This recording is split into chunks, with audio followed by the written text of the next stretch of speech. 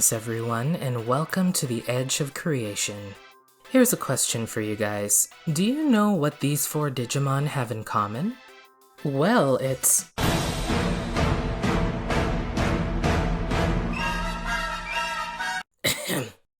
Okay, fine. I might as well talk about this guy too.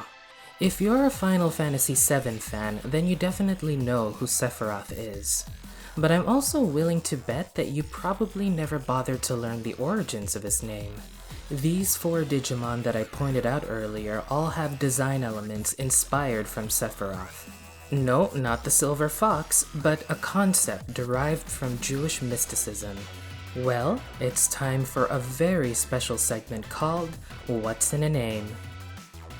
Sephirothmon gets its name from the Sephiroth.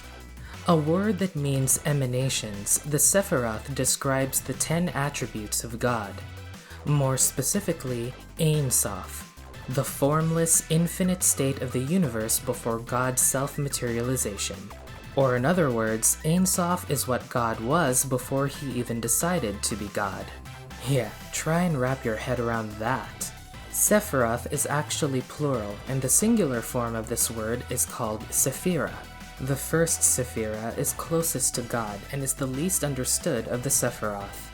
The farther down the list you go, the closer the Sephira is to the material realm, and thus the easier it is to comprehend.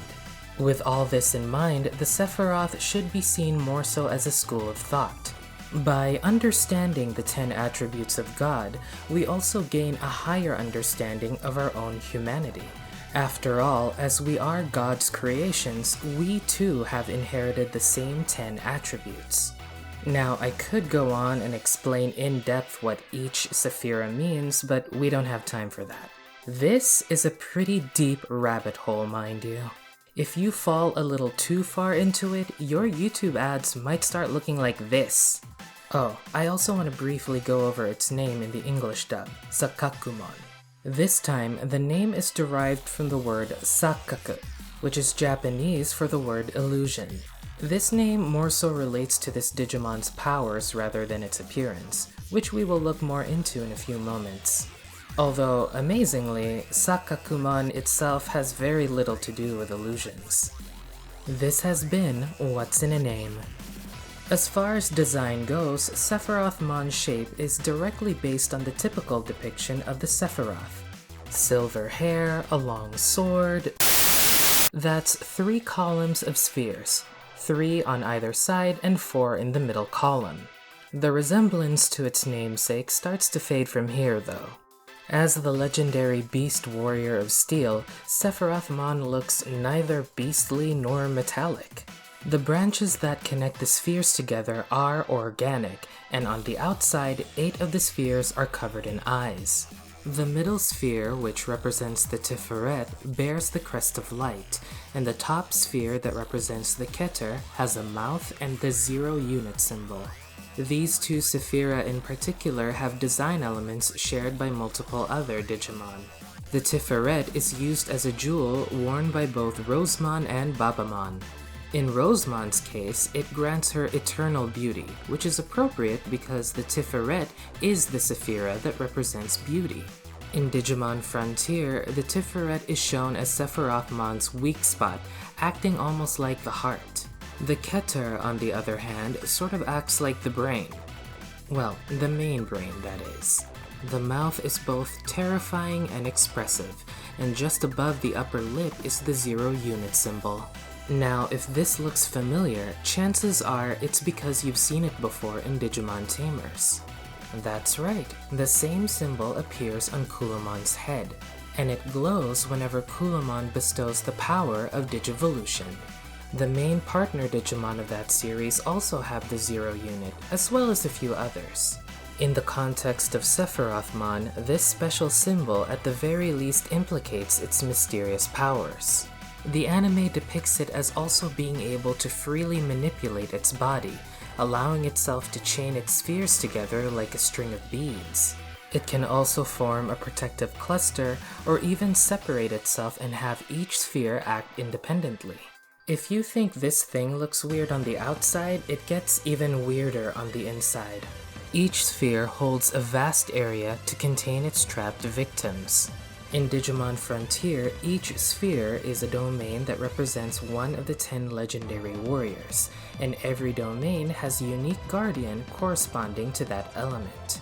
In its debut episode on the 2020 reboot, the area that we see inside one of the spheres seemed to be a lot more like a generic battlefield, but is somewhat similar to the domain of steel because of all the reflective surfaces. Regardless of whatever incarnation of SEPHIROTHMON is being depicted, it has the same fighting style.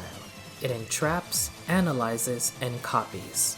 In Digimon Frontier, SEPHIROTHMON captures the kids and forces them to fight the guardians of each domain.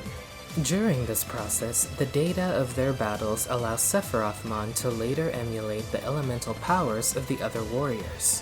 It also inherited Mercurymon's ability to absorb and redirect attacks.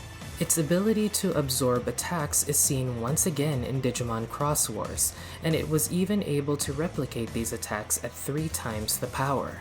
In the 2020 reboot, it once again showcased its power to emulate the abilities of its trapped victims, including Metal Greymon's Gigastorm and WereGarurumon's Kaiser Nail. According to the Digimon Encyclopedia, SEPHIROTHMON possesses terrifying power, but it does become vulnerable and easy to exploit should the enemy choose actions that are beyond SEPHIROTHMON's initial calculations. Vast potential and incredible power, but helpless when it comes across something unexpected.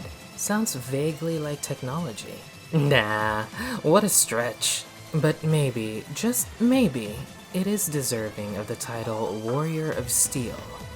We have made it to the end of the video. You know, learning all about the Sephiroth was a surprisingly enriching experience. In some ways, the Sephiroth is like attempting to understand the concept of creation despite humanity's inherent limitations. After all, we are just finite beings trying to understand the infinite universe. Whether it's through science, or religion, or esoteric philosophy, we just can't help but to try and be closer to something much grander than ourselves. If you enjoyed this video, please give it a like and subscribe to my channel for more content. Thank you so much for watching, and train hard, Tamers!